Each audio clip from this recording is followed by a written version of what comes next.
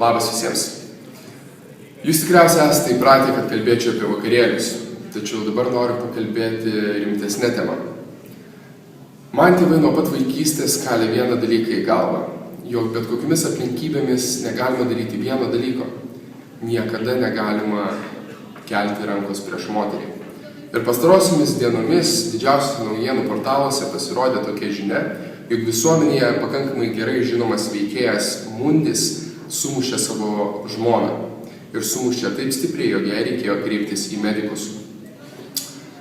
Tad dažniausiai tai daro tokie tikri vyrai, kurie nori parodyti, jog yra stiprus prieš moterį. Tačiau prieš lygiavertį varžovą jie dažniausiai pabijo. Ir aš noriu pasakyti vieną dalyką. Mundi, aš tave kviečiu į bokso ar kickbokso dvikovą, bet kur aš legaliai galėčiau išspardyti tau subinę ir kad tu pasijaustum toks pat bejėgis, kaip pasijuto tavo žmona. Na, aš žinau du dalykus.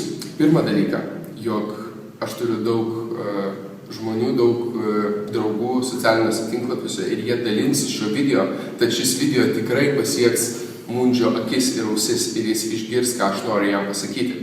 Antras dalykas, aš net nebejoju, jog Mundis nesutiks, nes dažniausiai tokie menkystos bijo, bet noriu, kad tu nesutiktum ir suprastum, jog esi menkysta ir pasijaustum toks pat bejėgis, kaip pasijuto tavo žmona.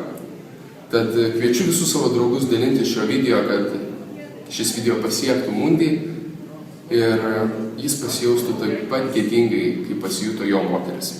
Ačiū už dėmesį.